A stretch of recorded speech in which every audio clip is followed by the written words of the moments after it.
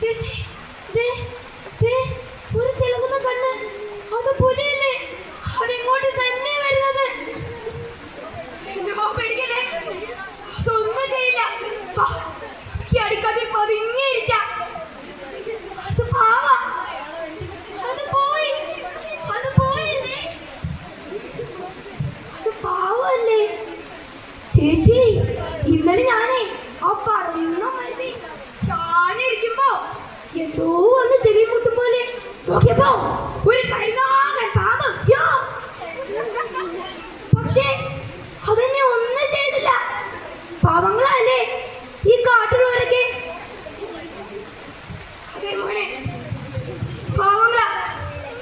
പക്ഷേ 4 ആഴ്ചയായില്ലേ കത്തി പറഞ്ഞ വിമാനം നമ്മുടെ അമ്മ, പിന്നെ ഈ 4 കുട്ടികളും എങ്ങനെ രക്ഷപ്പെടാ? മാഡം, നിങ്ങൾ ഞങ്ങളെ വിശ്വസിക്കണം.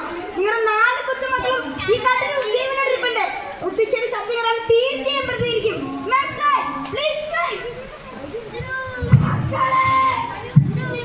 എന്റെ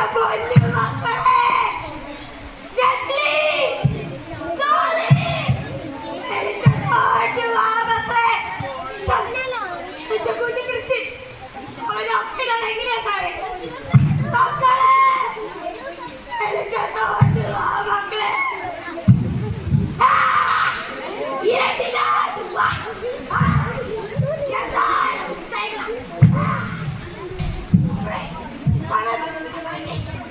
അവിടെ ഞാൻ നിന്നെ എന്റെ കൈകളിൽ അവിടെ നിന്റെ ഉടുപ്പുകൾ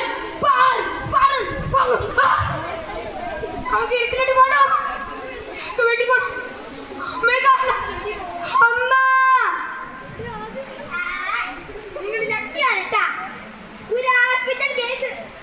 ഒരു കൊച്ചു പയ്യൻ ബൈക്കിൽ പാട്ടും പാടി വരുമ്പോ ഒരു പാണ്ടില്ല ഒരു ടപ്പേന്ന് നമ്മുടെ ആശുപത്രിയിൽ കോലുകുപ്പിയായിട്ട് കടപ്പിട്ടിട്ട. നിങ്ങളുടെ കാര്യം ഓക്കെയായി സർ. ബ്രെയിനിന് ചെറിയ ക്ലോട്ടിംഗ് ഉണ്ട്. ഉടനെ ഒരു സർജറി നടത്തിയാൽ കേടുപാടുകളില്ല രക്ഷപ്പെടുത്താം.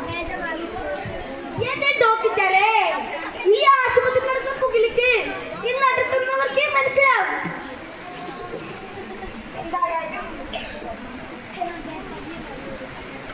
വട്ടം പിടിച്ച കോണാണ് പൈസ. കിഡ്നി മുതൽ കണ്ണ് വരെ കാടികളാ. എന്തായാലും കണ്ടതല്ലേ വിളിച്ച് പറ. മസ്തിഷ്ക മരണം. ഇങ്ങനെ വെള്ളം വെച്ചാ പഞ്ചായത്ത് പ്രസിഡന്റ് പട്ടിയോട് ചെന്ന് പറഞ്ഞ പട്ടി വരാതിരിക്കുവോ? എന്തായാലും പഞ്ചായത്തിന് പടയൊരുക്കം. ഒരു പട്ടാവടിയോട് പൊട്ടിച്ചേ ഇന്നത്തേക്ക് ഒരു ചായ കുടിച്ച് പിരിയ.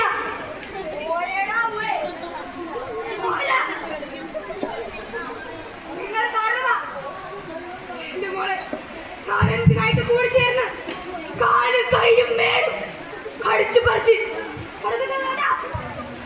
ഓനെ കൊണ്ടൊന്ന് ഉമ്മാതെ ഒളിപ്പിക്കാൻ കഴിയോ നിങ്ങൾക്ക്?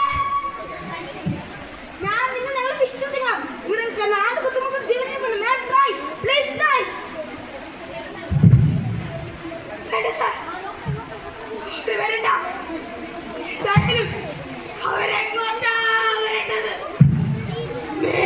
മുഴുവൻ മുള്ളു മുളച്ചവരുടെ ഇടയിലേക്കോ മനുഷ്യധീരങ്ങളായ ഈ നാട്ടു മൃഗങ്ങളുടെ ഇടയിലേക്കോ അവർ വരണ്ട സാർ. മക്കളെ, നിങ്ങൾ രക്ഷപ്പെട്ട ഉൾക്കാട്ടിലാട്ട് രക്ഷപ്പെട്ട